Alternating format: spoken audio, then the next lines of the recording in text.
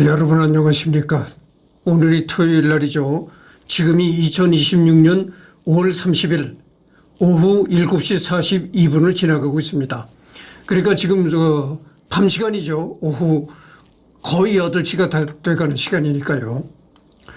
그래서 이번에는 고트프리드 빌헬름 라이프니츠를 하겠습니다. 이 사람이 이제 수학자거든요. 여러분들 미적분이라는 걸 배웠으리라고 생각해요. 이 미적분 수학을 만든 사람입니다. 이 사람이 라이프니츠. 그리고 이 라이프니츠를 내가 언젠가 꼭 해야 되겠다고 생각한 게 뭐냐면은 이 사람이 서양 사람이잖아요. 서양 사람이고 현대 사람도 아니고 아주 오래된 옛날 사람이다 그죠. 1646년 7월 1일 날 태어난 겁니다. 우리나라의 조선 시대 사람인데, 우리나라 조선 시대의 로마에서 태어난 사람인데, 그러니까 완전히 서양 토백이 이 사람인데, 왜 내가 이 사람을 참 꼭 해야 되겠다고 주목을 했냐면은, 이 사람이 말이죠. 동양의 주역을 읽어봤다는 겁니다. 주역책을. 그러니까 그 주역책이 어떤 경로로 해서 로마까지 흘러 들어갔는지는 내가 그 경로는 잘 모르겠지만 아마도 중국을 통해서 이렇게 가지 않았을까 이렇게 짐작을 합니다. 그래서 물론 주역이 원래 중국에서 나온 책이잖아요. 그러니까 뭐 중국을 통해서 갔을 것이라는 건 생각할 수가 있는데 1600년대, 1700년대는 말이죠.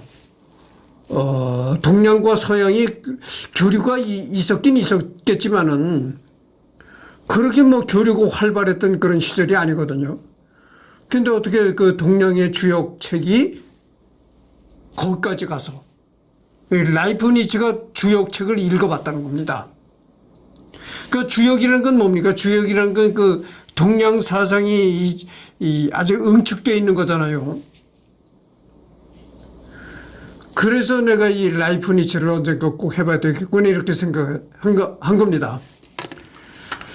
그래서 이 사람이 이제 미적분 수학이라는 것도 만든 사람이고, 그리고 동양의 주역책을 읽어봤던 사람이다. 참 흥미로운 사람이죠. 그럼 보겠습니다. 그래서 우선 이 사람을 알기 위해서는 서양 철학사를 한번 근데 여러분들 이걸 보면은 그래요.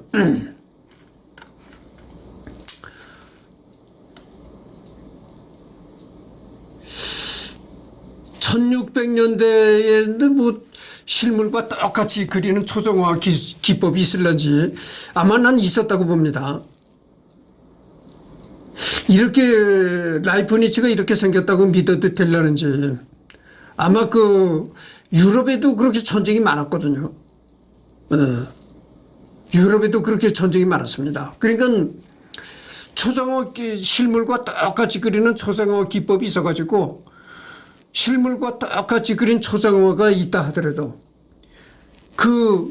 환란이 그렇게 지속되다 보니까 그 초상화가 어떻게 보관이 잘 될까 이런 의문점도 있는 겁니다. 하여튼 믿거나 말거나가 되려는지 믿어도 되려는지 이건 하여튼 각자 판단에 맡기도록 하겠습니다.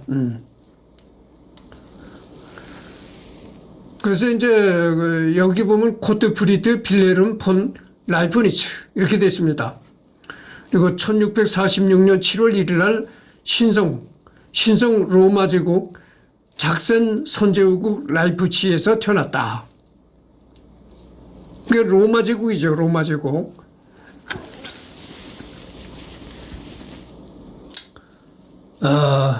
모든 길은 로마로 통한다. 이런 서양의 그런 속담도 있잖아요. 로마 제국에서 태어났다. 근데 여기가 현재는 독일 작센. 현재는 독일 땅이라는 거죠. 독일 작센 자유주 라이프치히에서 태어났다. 이런 얘기입니다. 사망은 1716년 11월 14일에 향년 70세에 사망했다. 그러니까 그때로서는 지금은 뭐 70세라면 청년이지만 그때는 70세라면 그래도 오래 살았다고 보는 거죠. 시정 로마 제국 하노버, 선제국 하노버. 여기가 현재 어디냐면 독일 니더작센주 하노버에서 사망했다 이겁니다. 직업은 학자, 사서, 외교관, 법률가, 발명가 이렇게 나와 있네요. 근데 여기를 보면은 이 사람이 학자잖아요. 이 라이프니츠가 학자란 말이죠. 근데 이 사람이 어느 분야의 학자였었냐면은 분야가 상당히 많습니다. 수학, 물리학, 지질학, 의학, 생물학, 수의학, 고생물학, 심리학, 공학, 언어학, 사회학, 경제학, 문헌정보학, 논리학, 역사학, 정치학, 신학, 철학, 미래학. 이게 도대체 몇 개 학문입니까? 엄청나잖아요. 학문 개수가 엄청나다 이거죠.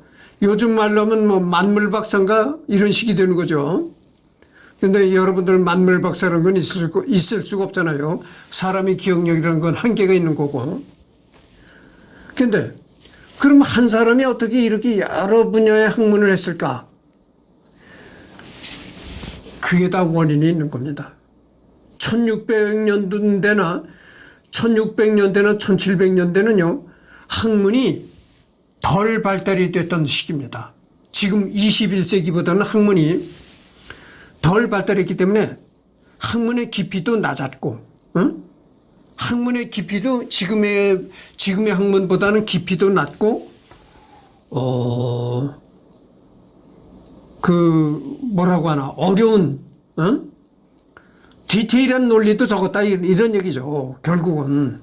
그러니까 이렇게 많은 학문을 설립하게 되는 거고, 또 한편으로 생각할 수가 있는 게 뭐냐면은 자꾸 이렇게 학문이 발전을 거듭해 오잖아요. 오면서 자꾸 학문이 깊이가 깊어지고 분량이 많아지다 보니까 세분화가 자꾸 된 겁니다.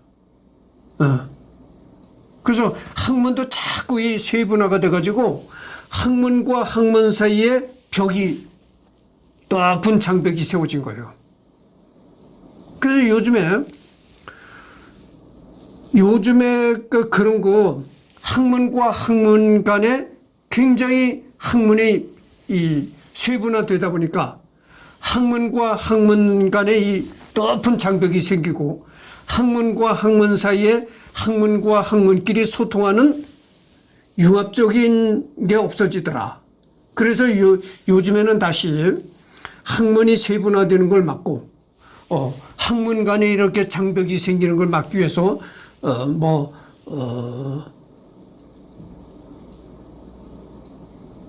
통합 응용 학문이랄까.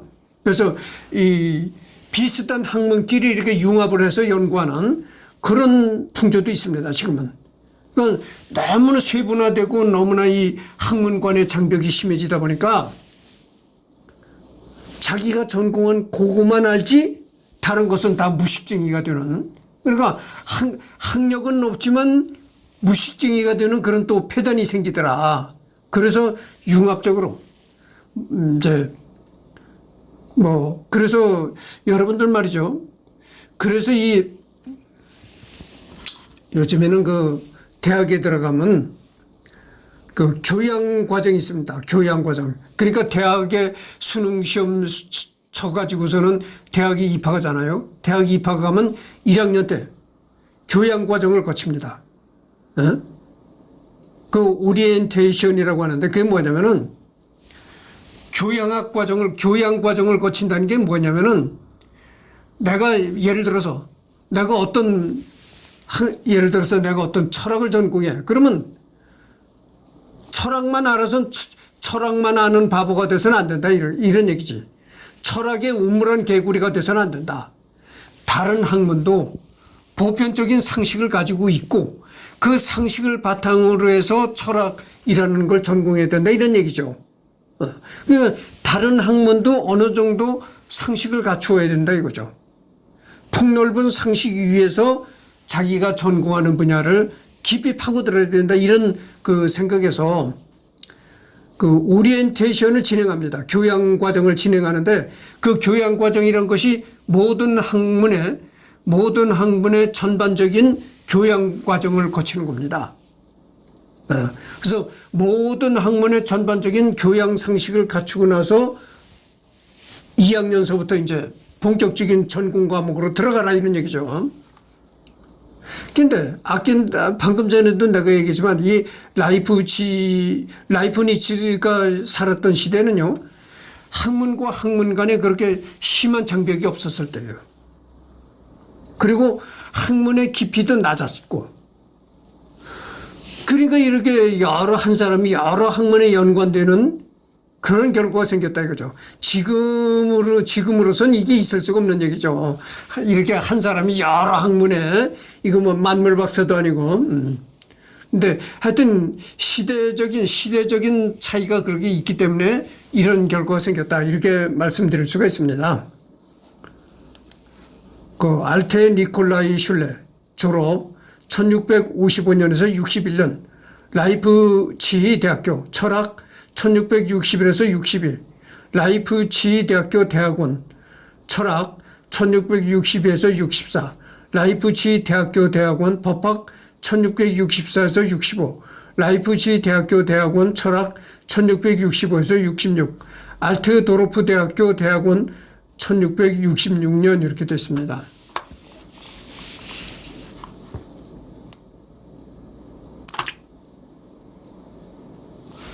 그리고 개신교, 종교는 개신교다. 서명은 이렇게 한다. 이렇게 돼 있죠.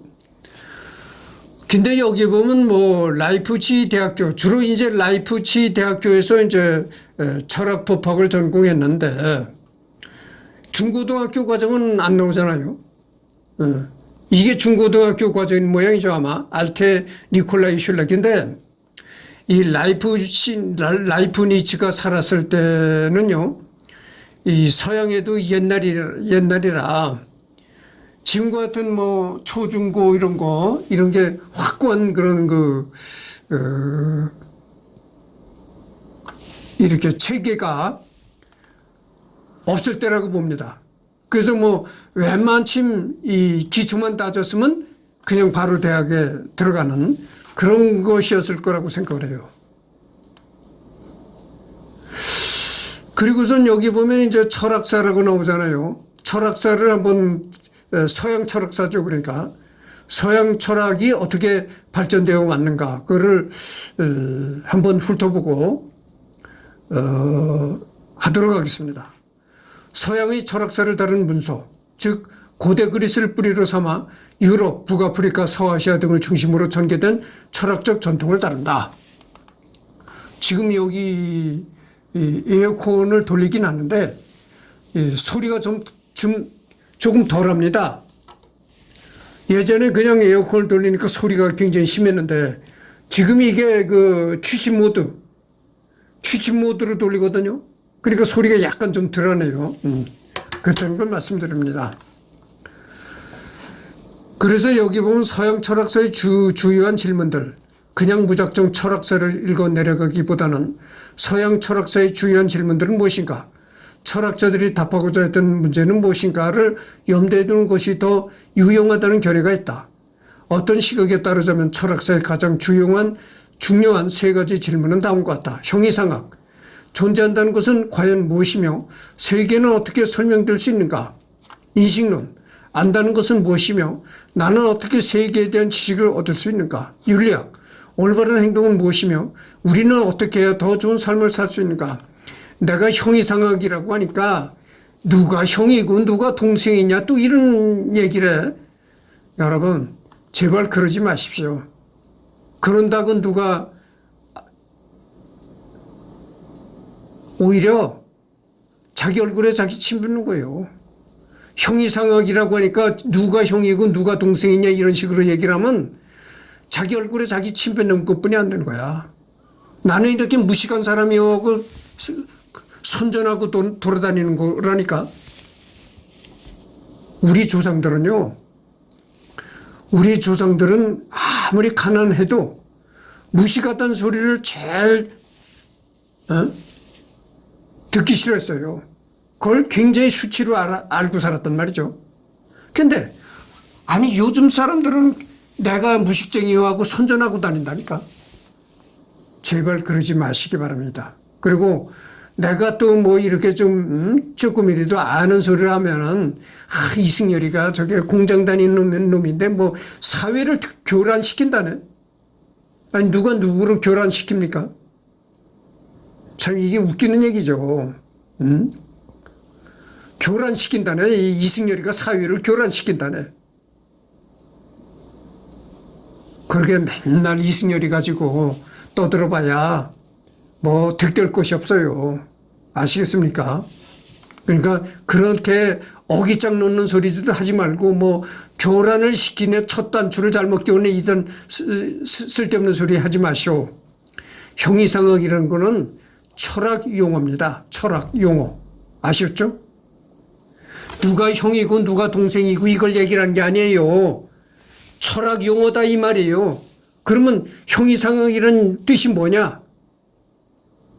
형이상학이란 용어가 있고 형이하학이란 용어가 있습니다. 그 형이상학이라는 건 뭐냐면은 쉽게 얘기를 할게요.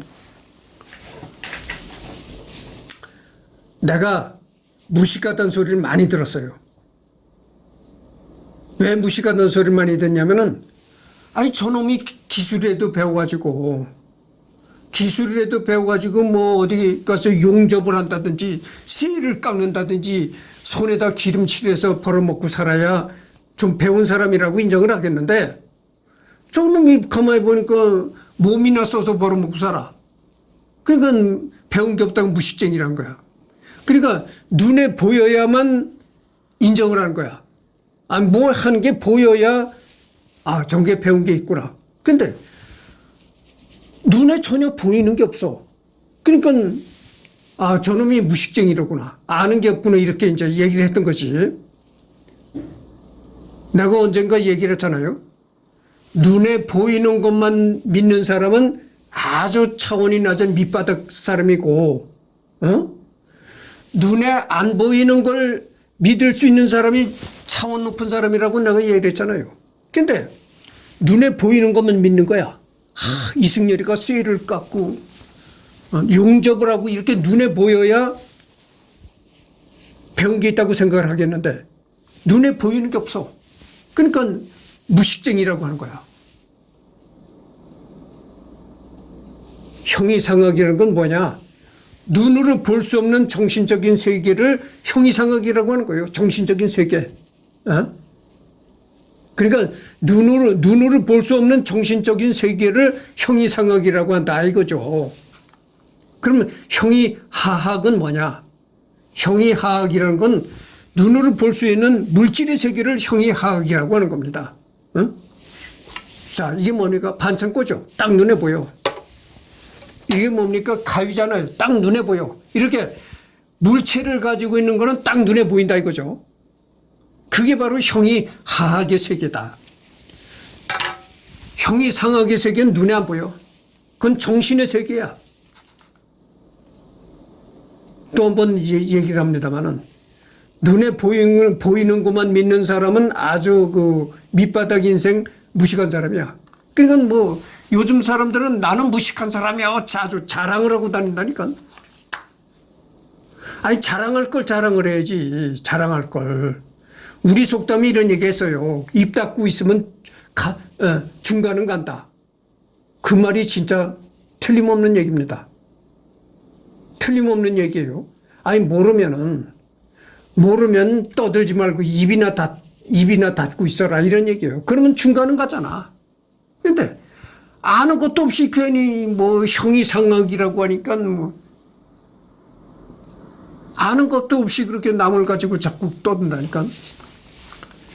아니 입을 닫고 있으면 중간은 가잖아요. 아니 모르면 입을 닫고 있어라 이런 얘기예요. 이승열이가 용접을 하고 그러질 않으니까 배운 게 없다고 맨날 날 보고 그랬다고. 그 사람이 나보다 그 사람이 더 무식한 사람이야. 내가 또 한 번 얘기합니다만은 눈에 보이는 것만 믿는 사람은 무식한 사람이야. 눈에 보이지 않는 거를 알 수 있는 사람이 지식인이라니까. 어?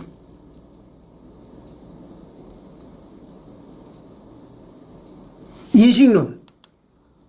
여러분, 인식론이라는 게, 철학의 인식론이라는 게 이겁니다. 인식론이라는 게 뭡니까? 어?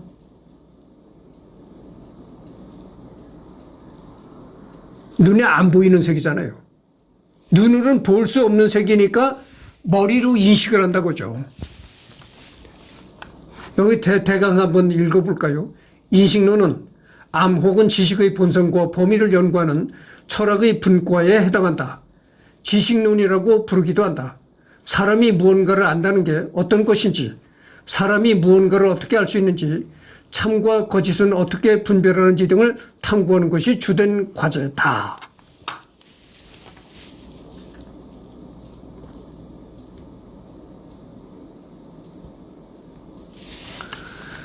존재를 주로 다루는 형이상학과 더불어 서양 고대 철학 시기부터 철학의 핵심 분야로 간주되었고, 특히 근대 철학 시기엔 데카르트 및 존 로크 등의 철학을 통하여 가장 중요한 학제 중 하나로 다루어졌다. 데이비드 휴미 회의주의적 입장에서 인간 인식의 한계를 비판한 이후 형이상학과는 상당 부분 분리된 것으로 여겨진다. 현대는 분석철학, 과학철학과도 매우 밀접한 관계를 맺고 있다. 이런 얘기입니다.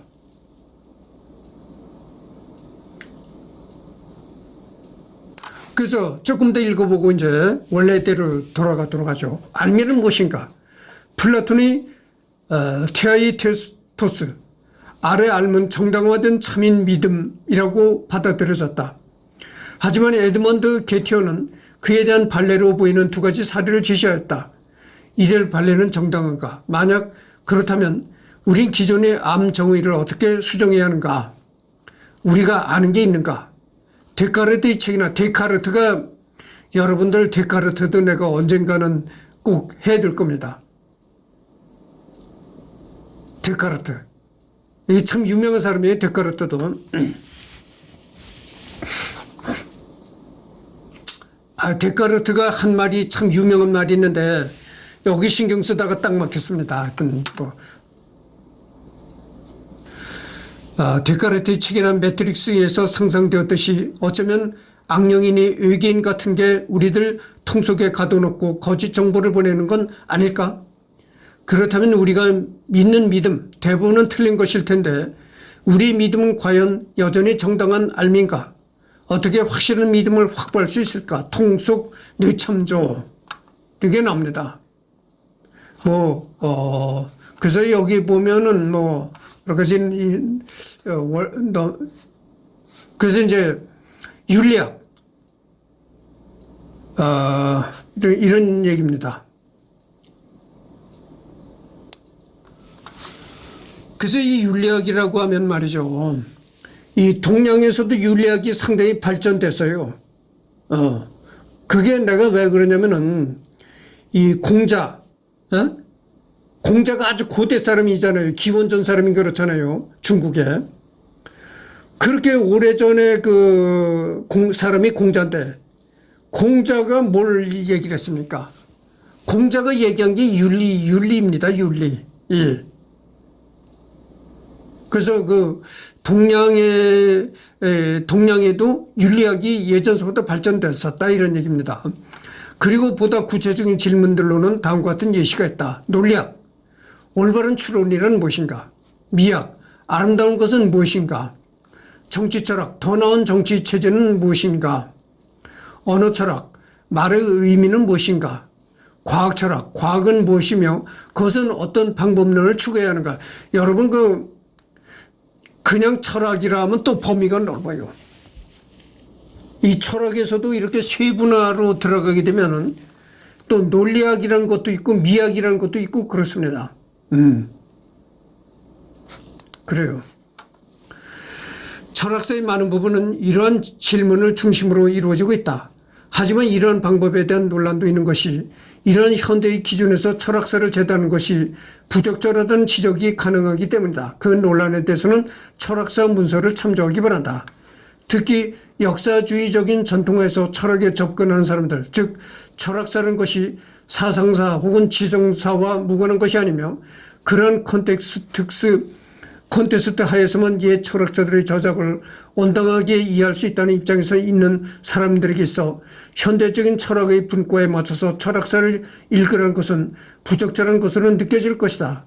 다만 이러한 입장에서도 여기서 이러한 철학사의 전통적 질문들을 제시하는 까닭은 온당한 이해를 위해서라기보다는 이제 막 철학사에 입문하려는 사람들이 철학은 무엇에 답하고자 해왔는가에 대해 짐작할 수 있도록 돕기 위함이라 이해해 볼 수 있다.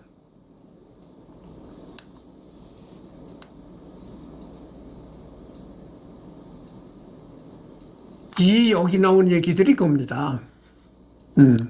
여기 나온 얘기들이 결국 무슨 얘기냐면은 과연 철학이라는 것이 사람의 삶에 있어서 어떤 보탬이 되겠는가 이런 얘기예요. 내가 방금 전에도 내가 얘기를 했잖아요. 뭐 쇠를 깎는다든지 용접을 한다든지 뭐 손에 기름칠을 묻히고 뭐 어디서 기계가 고장나면 고쳐주고 당장 눈에 보여. 당장 눈에 보여. 그러니까 아이고 고맙습니다. 우리 기계를 고쳐줘서 아주 고맙습니다. 고맙다는 소리가 저절로 나와. 근데 이게 무슨 이 철학이란 게 이게 뭐냐 이게 도대체가 어떤 뭐 눈에 보이는 쇠를 잘라 붙이고 이런 것도 아니고 이것만 나불나불거리는데 이게 뭐냐 쓰잘데없는 짓거리다.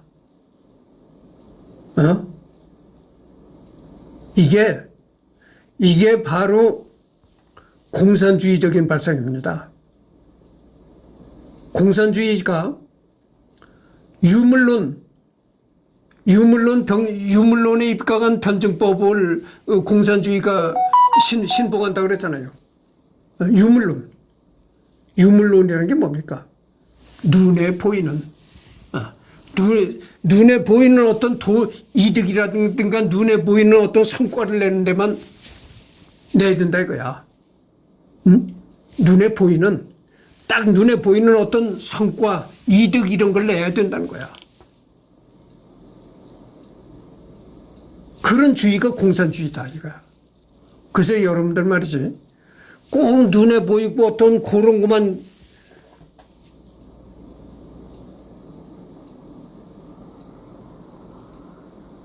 하는 사람은 공산주의적인 그런 생각이 있다고 볼 수밖에 없는 겁니다. 그래서 여기 나온 게 뭐냐면은 철학이라는 게 현실 세계에서는 딱 눈에 보이는 건 없지만, 딱 뭐 쇠붙이를 잘라서 딱 용접을 해 붙이는 그런 것처럼 딱 눈에 보이는 건 없지만, 그렇다고 해서 철학이 이 사회에서 쓸모없는 것이 아니다. 이런 얘기를 여기 이렇게 구구절절히 하는 거예요.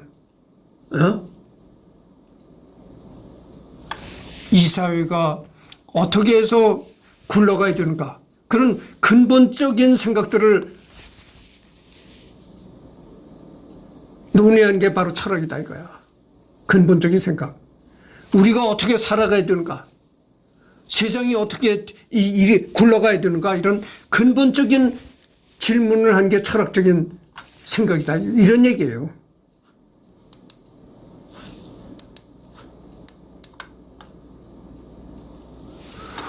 그래서 이제 서양 철학사를 지금 라이프 니츠를 지금 하고 있는 시간인데 서양 철학의 발달사를 지금 와 있잖아요. 그 철학 이전의 시대가 또 있었단 말이죠. 여러분들, 철학이란 학문이 어디서 생겼습니까? 언젠가든 내가 얘기를 했잖아요. 고대 그리스는 모든 서양 학문의 원류가 고대 그리스라고 내가 얘기를 했잖아요. 그 철학도 그래요. 이 철학도 고대 그리스에서 생겨났다 이거죠. 여러분들은 뭐 소크라테스 흔히들 얘기를 하잖아요. 뭐 너 자신을 알라 뭐 그런 얘기들 흔히 하잖아요. 너 자신을 알라고 얘기를 했던 소크라테스, 뭐 아리스토텔레스, 탈레스 뭐 이런 사람들이 다 고대 그리스 사람들이다 이거죠. 그런 사람들로 인해서 철학이 이제 태동이 됐다 이런 얘기입니다. 현대의 많은 철학자들은 탈레스가 서양 최초의 철학자라고 생각한다. 이 탈레스도 내가 언젠가는 할 것입니다. 벌써 이제 내가 떠드는데 열을 올려가지고 벌써 보니까 30분이 벌써 지나갔네요. 좀 더 해야 되겠습니다. 하지만 오늘날 철학서를 저술할 때 탈레스부터 저술하는 책은 드물다. 왜냐하면 탈레스의 철학에 대한 자료가 거의 전무하며 또한 고대 철학이 탄생한 바탕을 먼저 다룰 필요가 있다고 인정하기 때문이다. 그래서 현대의 많은 철학자는 일리아스와 오디세이아의 저자로 알려진 호메로스에서 시작된다. 호메로스가 철학과 관계되는 이유는 간단하다. 여기 나오는 말이죠.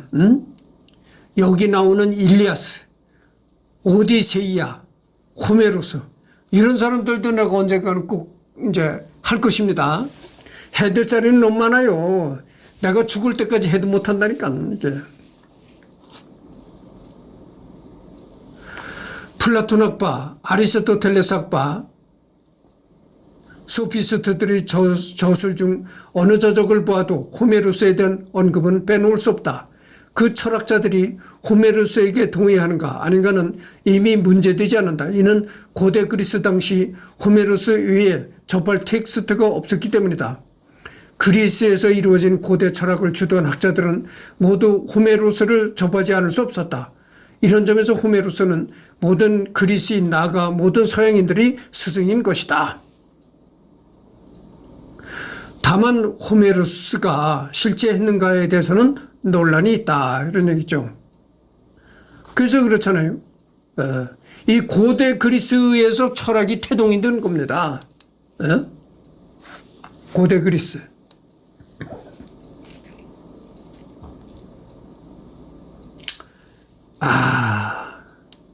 예전에도 내가 얘기를 했잖아요. 이 고대 그리스가 참 대단했다고.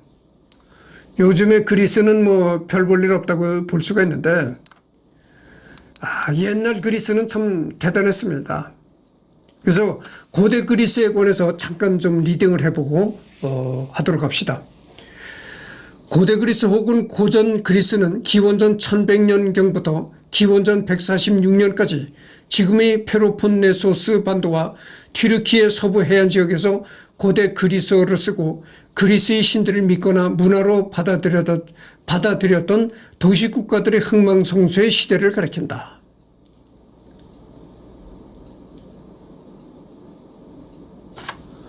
고대 로마와 더불어 서양 고대를 대표하는 문명이며 유럽 문명, 문화의 시작이라고 할 수 있다. 방금 전에 내가 얘기를 했잖아요.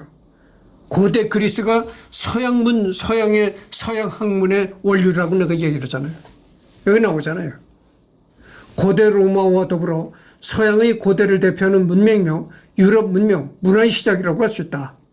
한때 아테네, 스파르타 등을 중심으로 찬란한 문명의 꽃을 피웠고 알렉산드로스 대왕의 활발한 정복 활동으로 전 지중해권에 퍼져나가며 헬레니즘 문화를 일으켰다. 이후 고대 로마를 거쳐 동로마 제국, 중세 서유럽, 이슬람 제국, 르네상스에까지 영향을 끼쳤다. 서양 문화가 19세기와 20세기를 거치며 전 세계적인 영향력을 투사하고 있는 걸 생각하면 실로 현대 문명의 기대라고 또 할 수 있는 문명이다. 그렇죠. 그래서 이 고대 그리스에서 탄생된 이런 철학이라든지 이런 거는 철학이라든지 수학이라든지 이런 거는 말이죠. 지금 21세기에도 많은 영향을 주고 있어요. 응? 아니 지금 21세기에도 지금 애들이 학교 가면은 그 고대 그리스 수학자들이 이 연구원 그걸 배우잖아요. 아리스토텔레스 뭐 이런 걸 배운다 이런 얘기죠. 학문 면에서도 많은 업적을 남겼다. 일단 소크라테스, 플라톤, 아리스토텔레스 등 교과서에서 접하는 고대 철학자의 큰 지분을 그리스 혹은 그리스계 철학자가 차지한다. 이 그리스 철학자들의 사상은 중세, 근대, 현대의 철학, 특히 계몽주의와 합리주의에 크나큰 영향을 끼쳤다.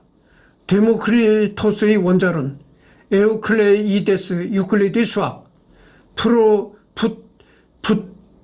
부톨레마이오스의 천문학, 히포크라테스의 의학 등 웬만한 학문 분야들은 고대 그리스를 거치하는 게 없다.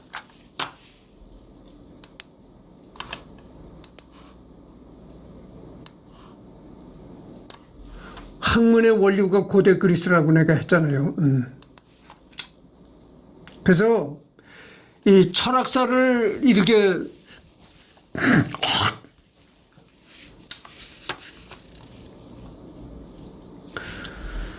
철학사를 봐도 고대 그리스를 그냥 허투루 넘길 수가 없다 이런 얘기죠. 그만큼 이 고대 그리스는 모든 사상, 수학, 거기에 원류다 이거죠. 다음으로 거론되는 것은 헤시오도스인데 그는 카오스, 가이아, 에로스 등으로부터 시작되는 그리스 신화를 통해 당대인의 세계 인식 방법을 후대에 전했다. 더불어 철학사에서는 종종 오르페우스 교단과 디오니소스 교단이 영향을 미쳤다고 언급된다. 때때로 아주 지배한 사람들은 호메로스를 넘어서 메소포타미아나 고대 이집트 신화까지 거슬러 올라가야 한다고 주장하기도 한다. 그러나 일반적인 경우 신화에 대해 이렇게까지 깊이 알아야 할 필요는 없다. 더 중요한 것은 철학 이전의 시대에 대해 이해하는 것이다. 철학 이전, 즉 이성 이전의 시대는 바로 신화의 시대를 뜻한다.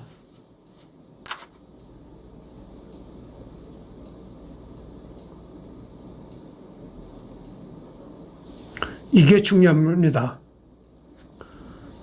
성경에서는 성경 얘기를 잠깐 해야 되겠습니다. 성경에서는 뭐라고 하잖아요? 뭐라고 합니까? 성경에서는. 말씀으로 뭐 세상이 열린다 이런 그게 있잖아요. 말씀으로 이 세상이 열린다. 근데 여기 보면 말이죠.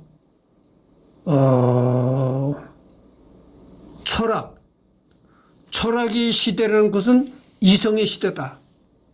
사람이 스스로 생각해서 합리적인 것을 도출해내고 이런 이성의 시대가 바로 철학의 시대다고죠. 그리고 그런 철학 이전의 시대는 게 뭐냐? 철학 이전의 시대라는 거는 이성과 논리로는 따질 수 없는, 이성과 논리로는 얘기를 할 수 없는 신화의 시대다 이거. 신화. 여러분들 그렇잖아요. 신화를 뭐 이성적으로 논리로 따질 수는 없는 거잖아요.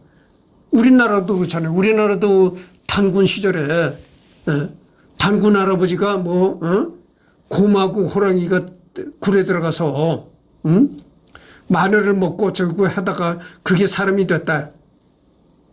그거를 이론적으로 그게 거짓말이다 이론적으로 그렇게 할 수가 있나요? 그건 그냥 신화일 뿐이죠. 신화. 그 신화를 이론적으로 따지고 들어서 그게 뭐 사실이냐 거짓말이냐 이렇게 한다는 것 자체가 잘못이다 이거죠. 그러니까 따지고 드는 모든 걸 이론적으로 따지고 드는 시대가 바로 철학의 시대가 열린다 이거죠. 모든 걸 따지고 들어가는 그런 생각이 도래할 때 그때가 철학의 시대다고죠. 그리고 따지고 드는 게 없는 그냥 무슨 얘기라면 그냥 믿어버리는 그것이 바로 신화의 시대다고죠. 재미있게도 이성과 신화라는 단어는 모두 말이라는 어원을 지니고 있는데 세계에 대해 설명을 하는 말이라는 점에서 두 단어는 공통점을 갖는다. 내가 그랬잖아요. 성경이 뭐라고 했습니까? 말씀으로 세상이 열린다 뭐 이런 규절이 있다고 내가 얘기를 했잖아요. 성경에. 여기도 그래요. 로고스, 이성, 신화. 이게 즉 말이라는 얘기입니다. 말. 그러니까 이 성경에 그런 얘기와 일맥상통하는 얘기가 되는 거예요. 성경에 그런 얘기가 있다고 하잖아요. 말씀으로 세상이 열린다는 그런 얘기가 있는데 그와 일맥상통한 얘기가 되는 겁니다. 신화는 이성적 세계관이 자리 잡기 이전의 고대인들의 세계, 자연 법칙을 설명하던 방식인 것이다. 철학사가들은 자연 앞에서 무력했던 인간이 자연에 대해 거둔 첫 승리가 바로 신화라고 말하기도 한다. 아리스토텔레스는 신화를 공부하는 자가 바로 철학하는 자라고 표현했으며 아도르노는 계몽사상의 근거를 신화에서 찾고 있기도 하다. 그러나 신화가 구전되어 오는 말로 뜻한다면 이성은 따져서 묻는 말을 뜻하며 두 세계관은 결국 결정적인 충돌을 이야기할 수밖에 없다.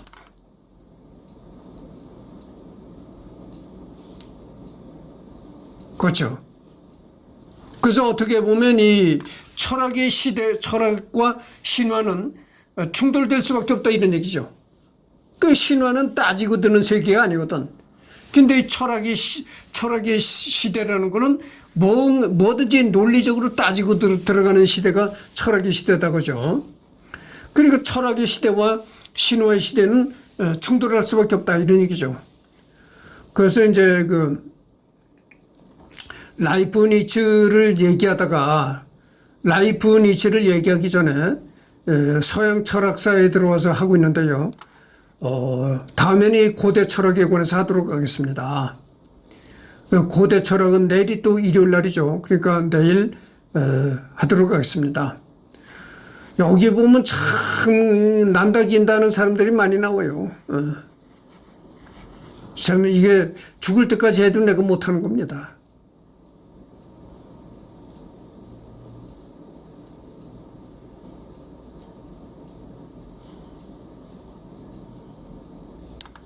참 지금 놀랍잖아요.